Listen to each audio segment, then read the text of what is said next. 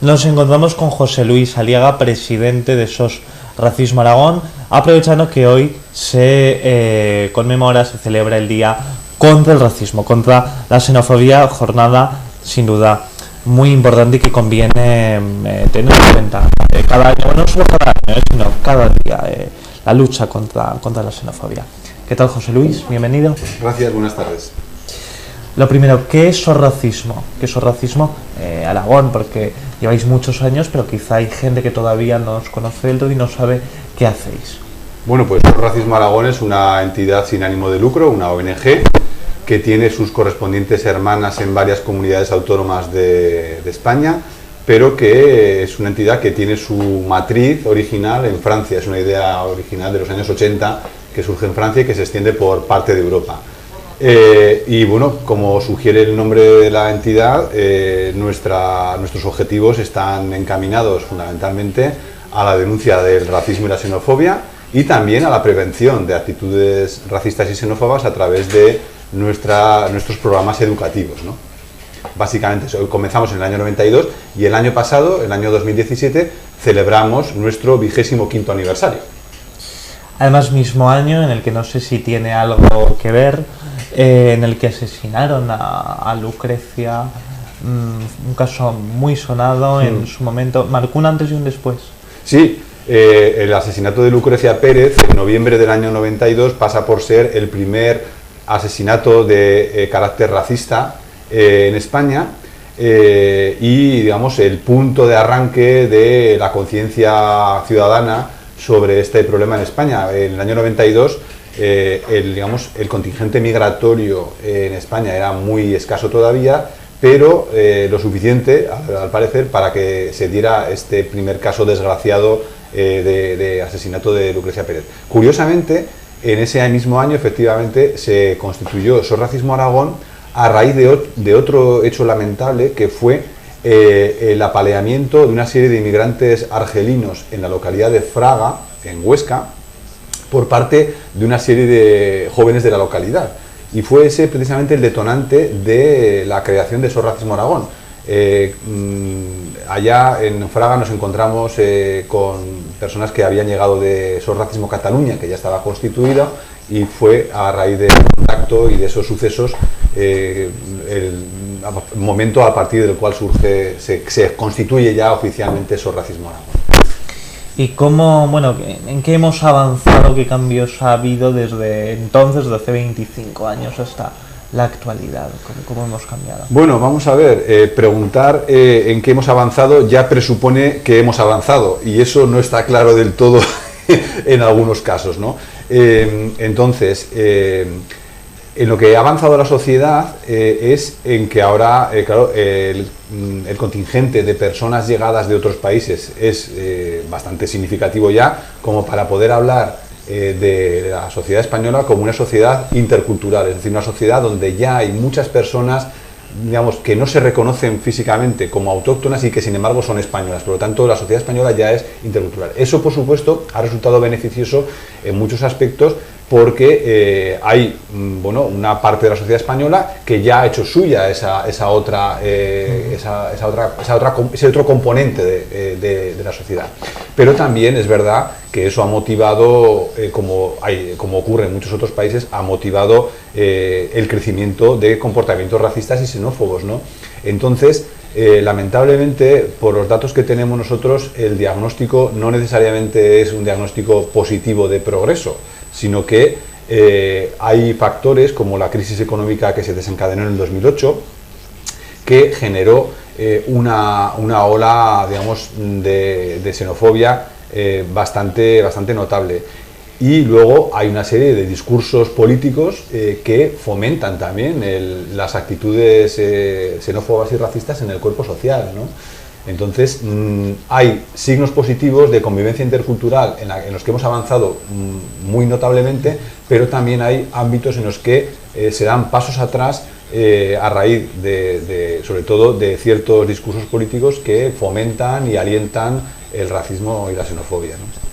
Es cierto, según datos publicados en los últimos 2-3 años, ese repunte está ahí. Sin embargo, con respecto a otros países europeos, el nuestro no tiene una fuerza política parlamentaria, por lo menos, relevante, significante, que defiende abiertamente políticas xenófobas. Eso es también un logro, digamos, con respecto al resto de países europeos, o es un peligro también que tenemos ahí, un peligro de contagio. Bueno, pues es que, claro, las fuerzas, por no nombrar a nadie en particular, pero las fuerzas conservadoras en general, claro, sin el componente extremo de otras fuerzas políticas de extrema derecha en otros países europeos, pero en general las fuerzas políticas conservadoras alientan el discurso xenófobo y racista, aunque no tengan ese componente, digamos, tan extremo como en otros países europeos.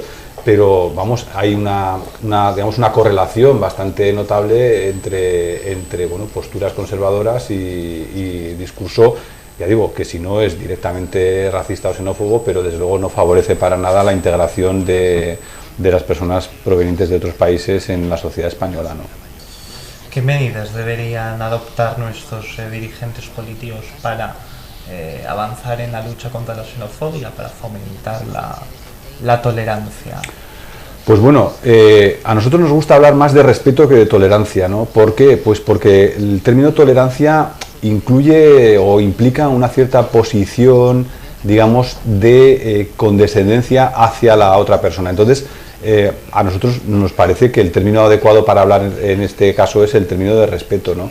Entonces, en primer lugar, deberían dejarse de lado los discursos que, digamos, sitúan a la inmigración como chivo expiatorio de los males económicos del país. Esto es algo como una medida primordial. Y en segundo lugar, entre muchas otras cosas que se podrían hacer, pues obviamente está la implementación de políticas que fomenten la integración de la población extranjera entre la comunidad española, ¿no? En España, en la sociedad española. Y eso va desde medidas económicas, educativas, sociolaborales, etcétera, etcétera, ¿no? Entonces hay un ámbito de trabajo que, digamos, se podría desgranar minuciosamente, pero todos aquellos ámbitos en los que se puede intervenir para integrar a un colectivo en el cuerpo social mayoritario, pues todo aquello, ya digo, medidas sanitarias, acabar con la exclusión sanitaria de los inmigrantes que no poseen una situación administrativa regular, etcétera, etcétera. Es decir, en todos aquellos ámbitos en los que se puede intervenir para que un colectivo que está en los márgenes de la sociedad pues se integre en ella, ¿no? Pues sería sin duda un paso importante a dar, ¿no? Un retroceso que hubo, es verdad, hace unos poquitos años, algunos quizá ya no lo recuerden, pero en su momento fue muy sonado, ¿no? Desgraciadamente la sanidad ya no es universal.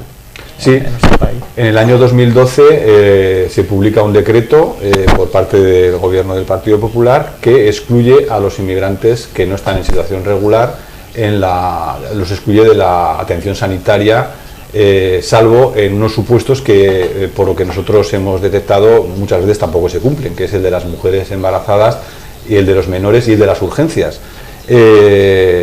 Aquí se constituyó, también a nivel estatal, pero también en Aragón se constituyó una plataforma Salud Universal que integra a decenas de entidades que vienen reclamando la derogación del Real Decreto del año 2012 por el que se establecían estas medidas de apartheid sanitario y todavía no lo hemos conseguido, es evidente, pero en algunas comunidades autónomas y en concreto en la de Aragón también se han puesto en marcha planes de, digamos, atención sanitaria para los colectivos que han quedado fuera de la cobertura oficial y bueno, pues es una medida, es un parche, es una medida provisional, esperemos que sea provisional y es un parche que se ha puesto, ya digo, no alcanza por igual a todas las comunidades autónomas porque depende del gobierno en cuestión, pero en este caso en Aragón por lo menos tenemos esta situación en la que estamos trabajando con el gobierno autonómico para que se amplíe en la medida en que el marco legal lo permita al máximo de personas posible.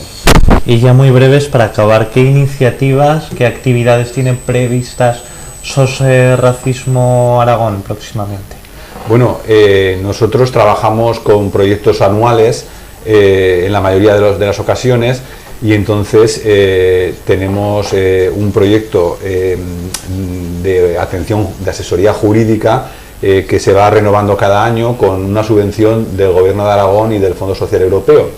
Aparte de eso, que esto, digamos, forma parte de nuestra asesoría jurídica, tenemos tanto con el Ayuntamiento de Zaragoza como con el Ayuntamiento de Utebo, y ahora también con el Ayuntamiento de la Almunia, de Doña Godina, tenemos proyectos de fomento de la convivencia intercultural, tanto en el ámbito educativo o particularmente en el ámbito educativo, lo cual se traduce en formación al alumnado y al profesorado de centros de enseñanza, pero también formación, por ejemplo, para distintos colectivos, como en el caso de la Almunia de Doña Godina, para colectivos asociativos, para el funcionariado de la localidad o de la comarca, etcétera, etcétera. Entonces, digamos, nuestros dos pilares fundamentales, que tienen una vocación de permanencia en el tiempo, se basan en la asesoría jurídica para atender casos de denuncia de racismo y xenofobia, y en la otra faceta educativa de prevención del racismo y la xenofobia, y son, ya digo, son proyectos que tienen de momento una continuidad en el tiempo,